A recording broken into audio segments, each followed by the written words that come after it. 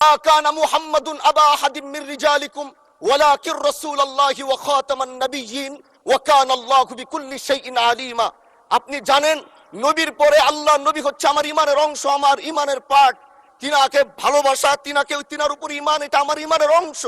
তিনি আমার শেষ নবী, যেটা কোরআন ঘোষণা দিয়েছে। নবীও বলেছে আনা খাতামুন নাবিয়্যিন আলা নাবিয়্যা বাদি, আমি শেষ নবী, আমার পরে কোনো নবী আসবে না। আমরা আমাদের নবীকে সবচেয়ে বেশি ভালোবাসি, যিনি আখিরি নবী, যাকে বলা হয়েছে ওয়ামা আরসালনাকা ইল্লা রাহমাতাল লিল আলামিন। আমরা বারবার দেখছি কিছুদিন পর পর কারা যেন কিভাবে এসে আল্লাহ নবীর শানে কটূক্তি করে, নবীকে নিয়ে অশ্লীল ভাষায় গালিগালাজ করে, নবীর শানে কটূক্তি করে। এই আন্দোলন, এই সংগ্রাম করতে গিয়ে আপনিও মানুষ স্পিকার দেখেছেন, রাস্তাঘাটে আন্দোলন করতে গিয়ে কত মানুষ মৃত্যুবরণ করেছে। যদি একবার বাংলাদেশের আইনে, কারণ মুসলমান যদি আমাদের বাংলাদেশের পার্সেন্টেজ অনুযায়ী আমাদের অবশ্যই মুসলমানদের সংখ্যা এই দেশে অনেক বেশি।